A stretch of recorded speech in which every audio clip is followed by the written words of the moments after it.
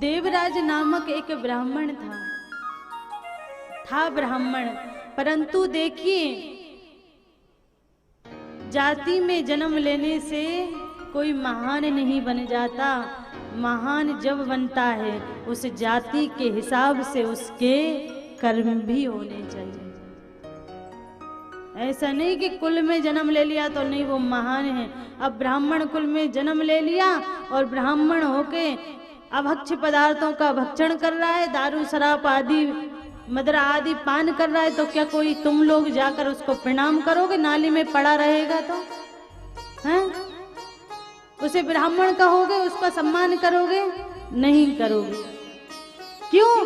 क्योंकि भली उसने जाति में उसने जन्म लिया, परंतु उसके आचरण ब्राह्मण जैसे नहीं है, इसलिए आप उसका सम्मान नहीं करोगे। परंतु अगर वही ब्राह्मण माथे पर तिलक लगाकर धोती कुर्ता पहनकर प्रभु का कीर्तन करते हुए श्लोक पढ़ते हुए आएगा तो आपको बेवश होकर झुकना पड़ेगा उसके सामने, विवश होकर झुकना पड़ेगा।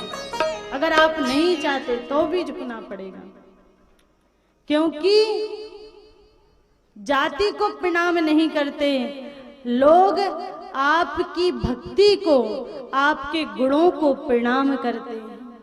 आप में क्या संस्कार हैं, क्या गुण हैं, वो आपको प्रणाम करना पड़ेगा। देवराज ब्राह्मण होकर भी ब्राह्मण जैसे एक गुण नहीं,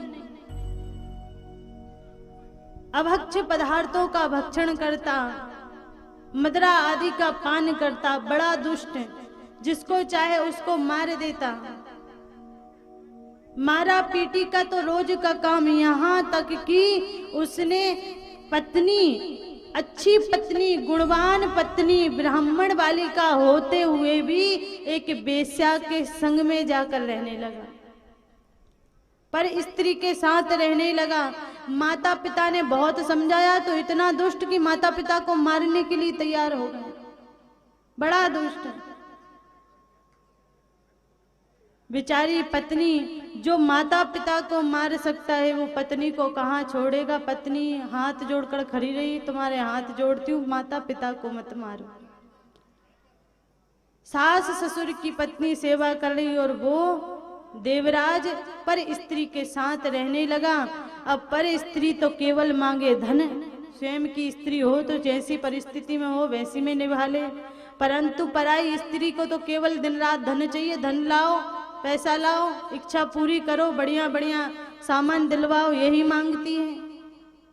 घर की पत्नी होगी तो भले चाहे सूखा भोजन कर ले, रूखी रोटी खा ले, परंतु पराई तो पराई, रेस्टोरेंट में नहीं लेकर जाओ, वीआईपी होटल में नहीं लेकर जाओ तो मुंह फुला के बैठ जाए, बात ही नहीं करे। अब पराई तो पराई, घर की घर की, बस उसका तो एक ही काम, धन लेकर आओ। तो देवराज धन के चक्कर में डाकू बन गया। ना जाने कितनी हत्या कर दी, कितने पाप कर दिए, जैसा मन चाहे वैसा मारा पीटी करता, लूटा लाटी करता और धन संपत्ति लेकर आता, स्त्री की इच्छाओं को पूर्ण करता।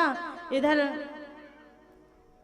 एक दिन उस स्त्री ने भी धक्के मार के घर से निकाल दिया, क्योंकि मन हो जब तक रखे, नहीं रखे। अब 7 फेरे करके तो नहीं आई, या घर की तो नहीं है, बाहर की, जितना मन चाहेगी उतना रखेगी, बाद में तुम्हें धुतकार देगी। तो जब निकाल दिया तो ये देवराज ब्राह्मण जो था वो भटकते भटकते वन में और काशी के समीप पहुंच गया।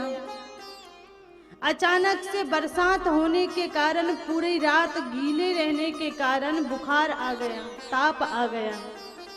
अब इतना तेज ताप आया कि उसमें चलते भी नहीं बन रहा, चलते भी नहीं बन रहा। एक छोटा सा देवालय था, शिवालय था, एक छोटा सा मंदिर। उस मंदिर में गया और वहां शिव जी के कथा चल रही थी, शिव महापुराण की कथा चल रही थी। अंदर नहीं गया क्योंकि जानता है कि कर्म ब्राह्मण जैसे नहीं, भली कुल में ब्राह्मण के में जन्म लिया है, बड़े पाप कृत किए हैं, तो अंदर नहीं गया, पर बाहर ही थोड़ी सी जगह थी, सूखी जगह पड़ी हुई थी, उस जगह में लेट गया। अंदर एक ब्राह्मण देवता शिव महापुराण की कथा कह रहे थे। ना चाहते हुए भी, इसका कोई मन नहीं था कि मुझे शिव महापुराण की कथा सुननी है या शिव महापुराण को अपने जीवन में उतारना है, ऐसा कोई मन नहीं था। परंतु देखिए, विवश होने पर, बुखार ताप आने पर इसने विवश होकर कथा श्रवण की और प्रभु की कृपा देखिए कि जब विवश में होकर भी कथा सुनी और पूरी संपूर्ण शिव महापुराण सुनी, तो उस समय भगवान शिव का साक्षात विमान आया और शिव के पार्षद गण आए हैं और कहा, हे देवराज, चलो तुम्हें शिवलोक में शिवजी ने बुलाया है, प्रभु ने बुलाया है। कैसी विडंबना है देखिए, जिसने सारे पाप कर्म किए, पाप कृत किए, उसके पश्चात भी शिव महापुराण की कथा सुनने मात्र से उसे शिवलोक की प्राप्ति हुई, भगवान की प्राप्ति हुई। कितने दयालु होंगे, कितने कृपालु होंगे।